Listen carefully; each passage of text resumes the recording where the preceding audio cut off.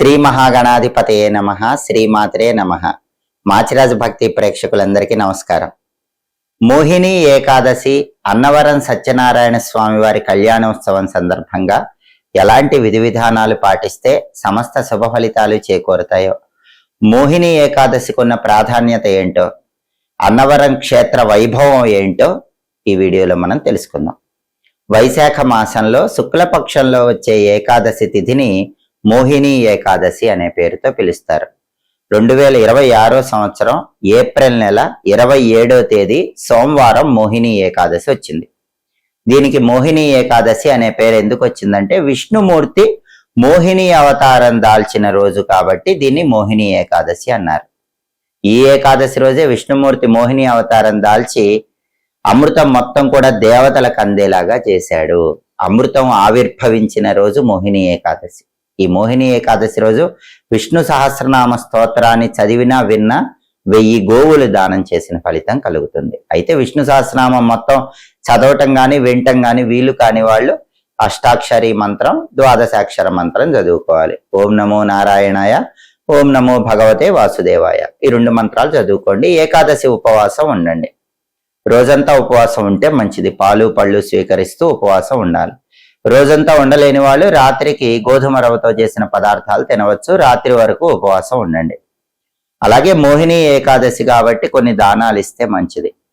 ప్రధానంగా గొడుగు కానీ, పాదరక్షలు కానీ, ధాన్యం కానీ ఏది దానం ఇచ్చినా మంచిదే.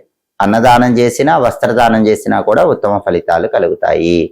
మోహిని ఏకాదశి సందర్భంగా ఈ విధి విధానాలు పాటించండి. ఇంట్లో విష్ణుమూర్తిని పూజించే వాళ్ళు కూడా పచ్చకర్పూరంతో హారతి ఇవ్వటం, తులసి దళాలతో విష్ణువుని పూజించడం, తులసి మాలిక ధరించి విష్ణువుని పూజించటం, లేదా తులసి మాలికతో విష్ణు మంత్రం జపం చేసుకుంటూ పూజ చేయటం, ఇలాంటివి చేసుకోండి.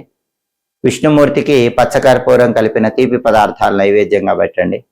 దగ్గరలో విష్ణు సంబంధమైన ఆలయం ఏదైనా ఉంటే, రాముడు, కృష్ణుడు, నరసింహస్వామి, వెంకటేశ్వర స్వామిల విష్ణు సంబంధమైన ఆలయం ఉంటే ఆలయానికి వెళ్ళి ఆలయంలో ధ్వజస్తంభం దగ్గర దీపం పెట్టండి. ఈ విధి విధానాలు పాటిస్తే ఉత్తమ ఫలితాలు కలుగుతాయి.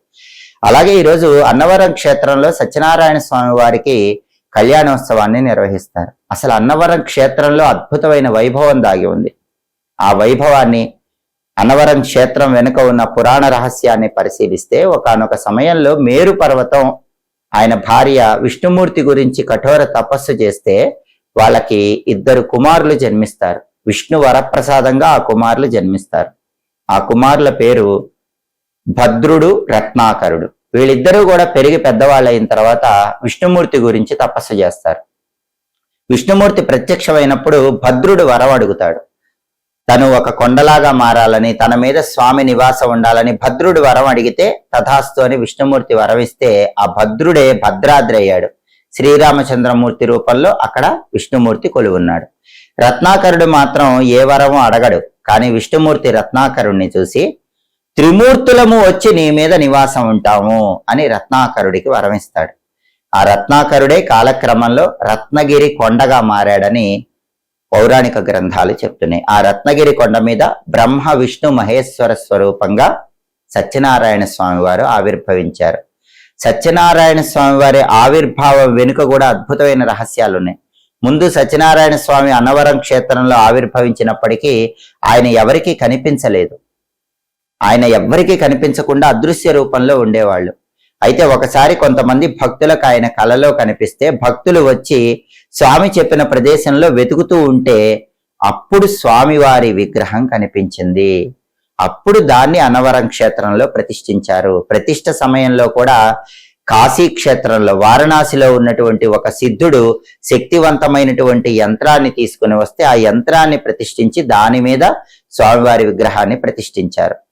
మనకి అన్నవరం క్షేత్రానికి వెళ్ళినప్పుడు ఇచ్చే ప్రసాదాలలో ఒక నాణెం కూడా ఇస్తారు. ఆ నాణెం వెనక భాగంలో మనం ఏదైతే యంత్రాన్ని చూస్తామో అదే యంత్రాన్ని క్షేత్రంలో ప్రతిష్ఠించారు. దాని మీదనే స్వామివారిని మనం దర్శనం చేసుకోవచ్చు. ఆయన్ని మీసాల స్వామి అంటారు. చాలా అందంగా ఉంటారు. ఆయనకి కుడివైపు పరమేశ్వరుడు ఉంటాడు, ఎడం వైపు అమ్మవారు ఉంటారు. అయితే అన్నవరం క్షేత్రంలో స్వామివారు 2 భాగాలుగా ఉంటారు. పై భాగంలో మీసాలతో స్వామివారు ఉంటే కుడివైపు శివుడు, ఎడం వైపు అమ్మవారు కనిపిస్తారు. క్రింది భాగంలో ఒక పీఠంలాగా ఉంటుంది. ఆ పీఠం పైన లింగాకారంలో ఉంటుంది. పై అంతస్తులో స్వామివారు కనిపిస్తారు, క్రింద అంతస్తులో పీఠము లింగాకారము కనిపిస్తుంది. అంటే దీనిలో ఉన్న అర్థం ఏంటి? ఆ పీఠం బ్రహ్మస్వరూపం, లింగం శివస్వరూపం, పైన ఉన్నటువంటి మీసాల స్వామివారు విష్ణు స్వరూపం.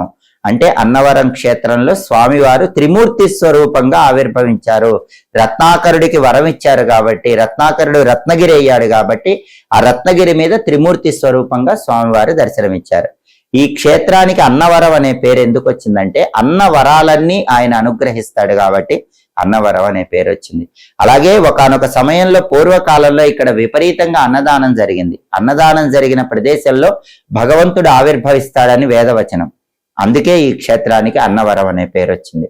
అన్నవరం క్షేత్రం పంచాయతన క్షేత్రం. దానికి కారణం ఏంటంటే అన్నవరం క్షేత్రంలో సూర్యుడు, గణపతి, అమ్మవారు, ఈశ్వరుడు, మధ్యలో సత్యనారాయణ స్వామి వారిని మనం దర్శనం చేసుకోవచ్చు. అందుకే దీన్ని పంచాయతన క్షేత్రము అనే పేరుతో పిలుస్తారు.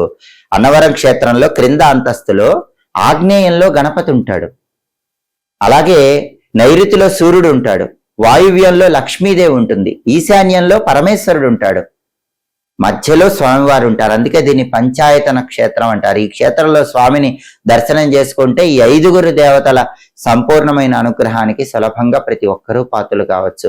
చాలా శక్తివంతమైన క్షేత్రం అన్నవరం క్షేత్రం. అన్నవరం క్షేత్రంలో సత్యనారాయణ స్వామి వారికి కళ్యాణోత్సవం జరిగే రోజు కాబట్టి ఈ రోజు గృహంలో అందరూ సత్యనారాయణ స్వామి వారి వ్రతం చేసుకుంటే చాలా మంచిది. సహజంగా సత్యనారాయణ వ్రతాన్ని పౌర్ణమి రోజు చేసుకుంటాం, కానీ ఇది చాలా శక్తివంతమైన రోజు. వైశాఖ శుక్ల ఏకాదశి, మోహిని ఏకాదశి, అన్నవరం సత్యనారాయణ స్వామి వారికి అన్నవరంలో కళ్యాణోత్సవం జరిగే రోజు కాబట్టి ఈ రోజు సత్యనారాయణ స్వామి వారికి సంబంధించిన వ్రతం చేసుకున్నట్లయితే విశేషమైన శుభ ఫలితాలను సిద్ధింపజేసుకోవచ్చు. ఈ విధి విధానాలు పాటించండి. అలాగే మోహిని ఏకాదశి కాబట్టి విష్ణు ఆలయంలో యుగ్మ ప్రదక్షిణం చెయ్యండి. యుగ్మ ప్రదక్షిణం కుర్యాత్ అయుగ్మం త్వాభిచారికం అంటుంది ప్రకీర్ణాధికారం అనే పేరు కలిగిన గ్రంథం. అంటే విష్ణు సంబంధమైన ఆలయానికి ఎప్పుడు వెళ్ళినా సరిసంఖ్యలో ప్రదక్షిణలు చేస్తే అద్భుత ఫలితాలు కలుగుతాయి. అందుకే రాముడు, కృష్ణుడు, నరసింహస్వామి, వెంకటేశ్వర స్వామి ఇలా ఏ విష్ణు సంబంధమైన ఆలయానికి వెళ్ళినా సరే 2, 4, 6, 8 ఇలా సరిసంఖ్యలో ప్రదక్షిణలు చేయటం ద్వారా విశేషమైన శుభ ఫలితాలు సిద్ధింపజేసుకోవచ్చు. అలాగే నరసింహ పురాణంలో, నారద పురాణంలో విష్ణుమూర్తికి ఇష్టమైన కొన్ని పుష్పాలు చెప్పారు. తెల్లగన్నేరు పూలు, నందివర్ధనం పూలు, తుమ్మి పూలు, జాజి పూలు, ఇవి విష్ణువుకు ప్రీతికరమైన పుష్పాలని చెప్పారు కాబట్టి ఈ పుష్పాలతో పూజ చేసినా కూడా తులసి దళాలతో పాటు విశేషంగా విష్ణు కృపకు పాత్రలై సమస్త శుభ ఫలితాలను సిద్ధింపజేసుకోవచ్చు.